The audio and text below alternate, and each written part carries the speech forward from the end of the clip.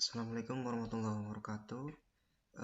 Perkenalkan kami dari kelompok 1, terdiri dari saya Hozin, teman saya Dwiki Raka Junida dan Kiri Bekas Melando akan mempresentasikan makalah yang telah kami buat.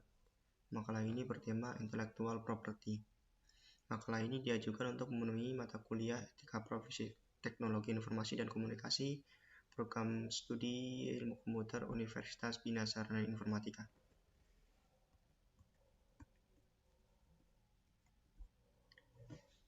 Pertama-tama bab 1, pendahuluan. 1. Latar belakang.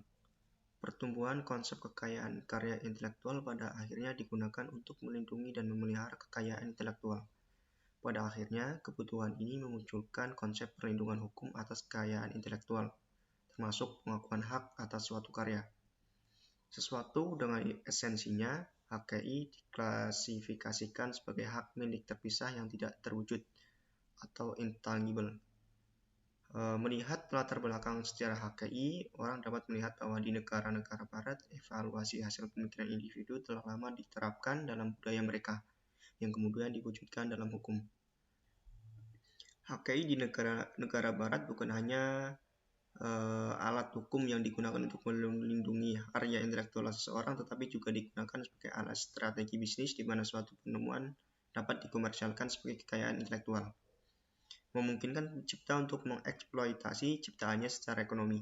Hasil komersialisasi suatu penemuan dapat mendorong pencipta suatu karya intelektual untuk melanjutkan dan meningkatkan karyanya dan menjadi contoh bagi orang lain. Sehingga ada keinginan pihak lain untuk bisa bekerja lebih baik, sehingga muncul persaingan di dalamnya. HKI di Indonesia adalah hal yang baru, karena sudah banyak kasus yang melibatkan hak kekayaan intelektual. Pada tahun 2002, sebuah undang-undang disahkan yang mengatur prosedur, implementasi, dan penerapan HKI di Indonesia. Harapannya adalah bahwa undang-undang ini akan lebih melindungi hak-hak orang atas pekerjaan mereka dan membantu menangkap orang-orang yang melanggar undang-undang kekayaan intelektual. Selanjutnya yang kedua adalah rumusan masalah. Rumusan masalah pada makalah ini yaitu 1. Bagaimana cara mengatasi ancaman dari intellectual property. Yang kedua, bagaimana pelaku melakukan motif kejahatan intellectual property. Yang ketiga, yang terakhir, bagaimana penyebab dan adanya dampak apabila terkena ancaman intellectual property ini. Yang ketiga yaitu manfaat penelitian. Manfaat penelitian dari makalah yang kami buat yaitu yang pertama, bagi pengguna internet, makalah ini diharapkan bisa memberikan gambar rinci terhadap kejahatan cyber yang sering terjadi di dunia internet produk, sehingga pengguna bisa lebih waspada lagi soal kejadian negatif ini. Yang kedua, bagi peneliti, makalah diharapkan bisa dijadikan dan dikembangkan menjadi skripsi yang lebih berkualitas sehingga jadi jalan peneliti untuk lulus. Yang ketiga, yaitu bagi peneliti selanjutnya, makalah diharapkan bisa jadi referensi yang baik dan diperbaiki kecacatannya agar kedepannya jauh lebih baik lagi. Yang keempat yaitu tujuan penelitian. Tujuan dari analisis ini adalah untuk memenuhi tugas perkuliahan Etika Profesi Teknologi Informasi dan Komunikasi di semester 5 ini agar bisa memecahkan masalah tentang kejahatan cyber. Yang kelima, yang terakhir di bab 1 ini ialah metode pengumpulan data. Metode yang kami gunakan ini dimaksudkan untuk mempermudah proses pembuatan makalah dalam hal pengumpulan data. Di antaranya yaitu studi lapangan. Studi lapangan adalah melakukan peninjauan ulang secara langsung untuk memperoleh data yang dibutuhkan. Studi dilakukan terhadap kegiatan dari seluruh objek magang yang meliputi metode dokumentasi. Metode dokumentasi ini ialah pengumpulan bahan-bahan yang saling keterkaitan dengan informasi-informasi berupa pengertian soal intellectual property, bagaimana soal metode kejahatannya, dan lain-lain. Selanjutnya yaitu bab 2 yang akan dijelaskan oleh saudara Dwiki Raka Junida. Terima kasih. Baiklah, terima kasih untuk saudara Kodin. Perkenalkan, nama saya Dwiki Raka. Di sini saya akan menjelaskan tentang bab 2, yakni landasan teori. Untuk landasan teori sendiri adalah pengertian kejahatan cyber. Kejahatan cyber atau cybercrime adalah jenis kejahatan yang terjadi karena pengguna teknologi internet. Orang sering menyebut cybercrime sebagai kejahatan komputer. Definisi ini sama dengan definisi yang diberikan oleh Organization of European Community Development organisasi ini mendefinisikan kejahatan komputer sebagai any illegal, unethical, or unauthorized behavior relating to the automatic processing and or the transmission of data. Adapun Andi Hamzah dalam tulisannya Aspek Kriminal di Bidang Komputer, ia mendefinisikan kejahatan komputer sebagai kejahatan di bidang komputer pada umumnya. Dapat diartikan sebagai penggunaan komputer secara ilegal. Ada dua istilah yang diketahui dalam dua dokumen Parlemen PBB tentang pencegahan kejahatan dan pengobatan pelanggaran. Kutip dari Havana, Kuba 1990 dan Vienna, Austria 2000 tahun 2000 dan dua istilah tersebut adalah cybercrime adalah segala jenis perilaku ilegal atau tidak sah yang dilakukan ke komputer atau datanya. Ini dapat mencakup hal-hal seperti mencoba merusak atau mencuri komputer atau data itu sendiri. Nomor 2, cybercrime umumnya mengacu pada perilaku ilegal atau tidak etis yang terjadi dengan komputer atau jaringan komputer. Ini dapat mencakup hal-hal seperti peretasan, pencurian, dan penipuan online. Munculnya kejahatan dunia maya sebagian disebabkan oleh fakta bahwa ada lebih banyak alat dan sumber daya yang tersedia bagi para penjahat. Tapi yang lebih penting itu karena orang tidak sadar dengan bahaya kejahatan cyber sebagaimana mestinya. Secara umum, ada 3 kategori utama kejahatan dunia maya yang perlu Anda ketahui. Kategori-kategori ini meliputi 1. Kejahatan terhadap orang lain, 2. Kejahatan terhadap properti, 3. Kejahatan terhadap pemerintah. Untuk kejahatan terhadap orang lain, kejahatan ini terjadi secara online. Mereka mempengaruhi kehidupan orang-orang yang sebenarnya.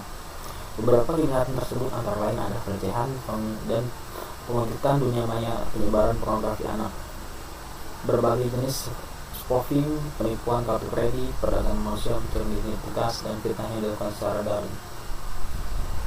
Kejahatan terhadap properti, beberapa kejahatan online terjadi terhadap properti seperti komputer atau server. Kejahatan ini termasuk serangan DDoS, peretasan transmisi virus cyber dan squatting, vandalisme komputer, pelanggaran hak cipta, dan pelanggaran hak lain.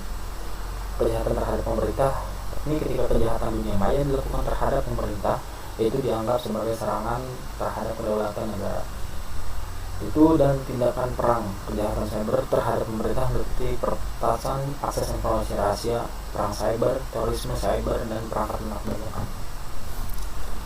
Pengertian hukum cyber. Hukum cyber adalah sebuah hukum yang berlaku untuk penggunaan internet di seluruh dunia.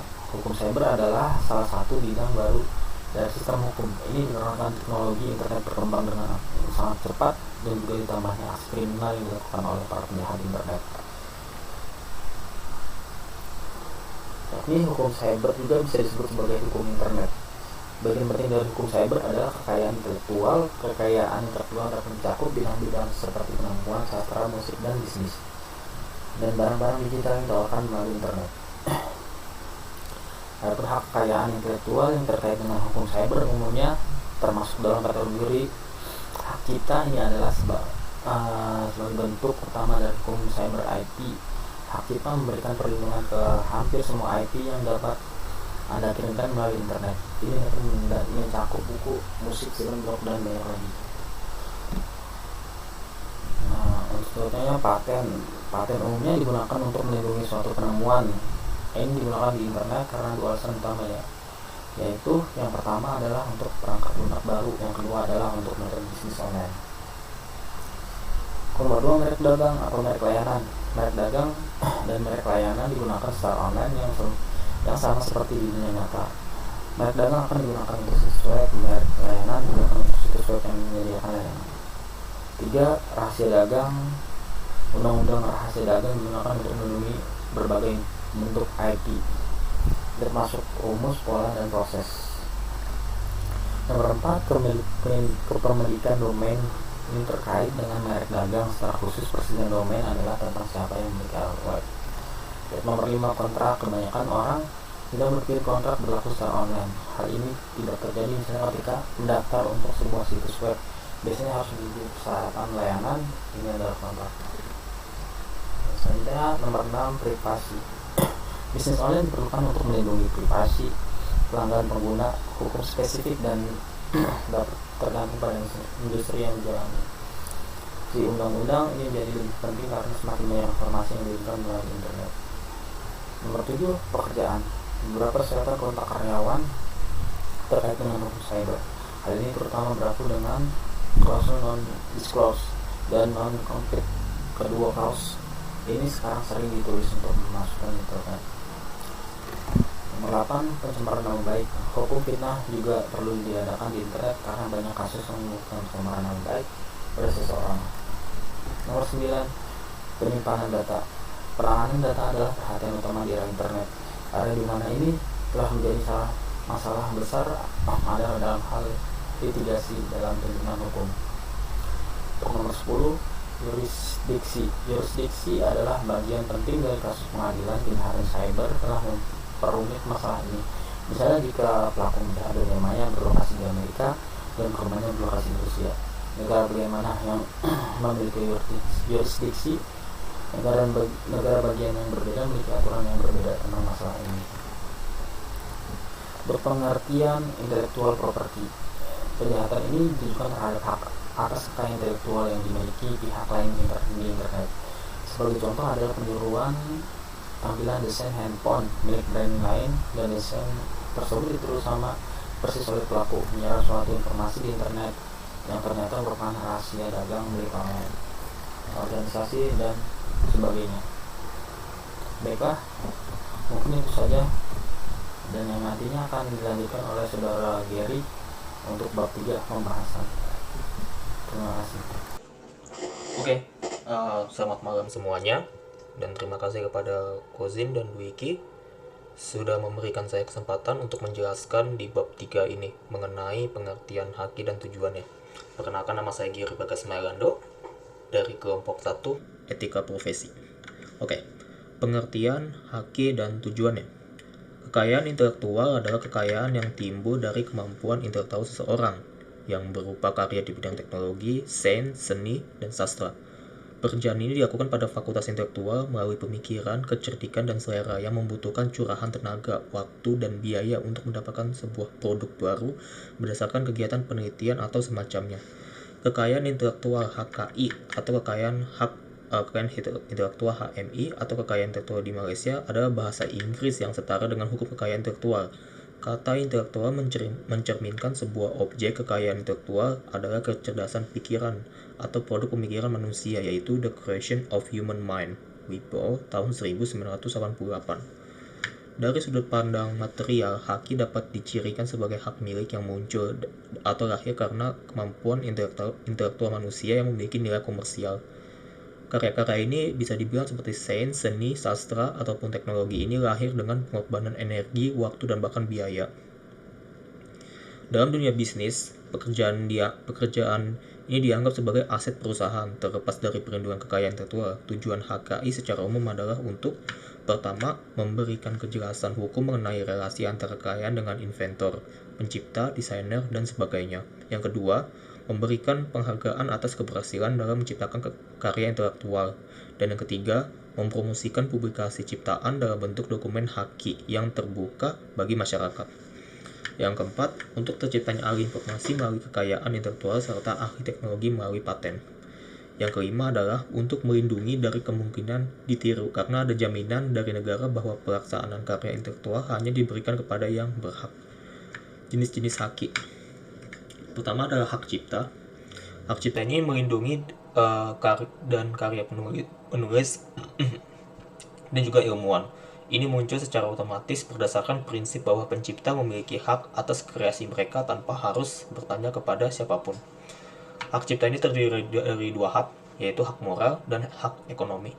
Hak moral ini adalah hak yang melekat selamanya pada sang cipta dan tidak dapat dialihkan selama ia masih hidup. Sedangkan untuk hak ekonomi adalah hak eksklusif pencipta atau pemegang hak cipta untuk memperoleh manfaat ekonomi bagi ciptaannya.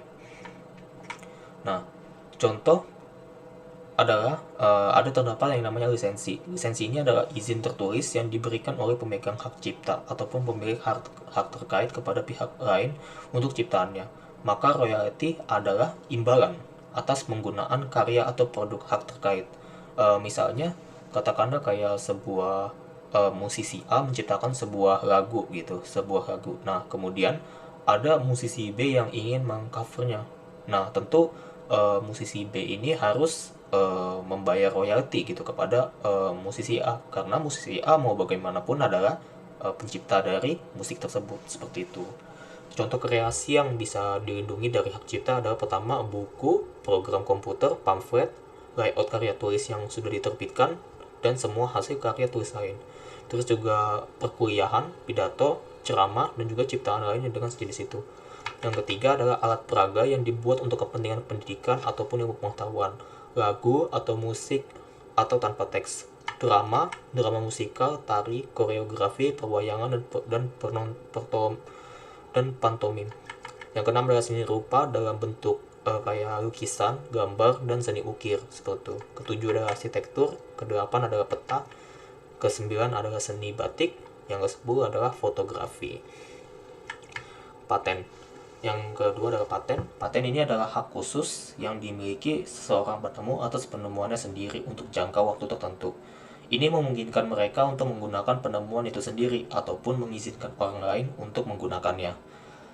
Paten adalah bentuk perlindungan untuk penemuan.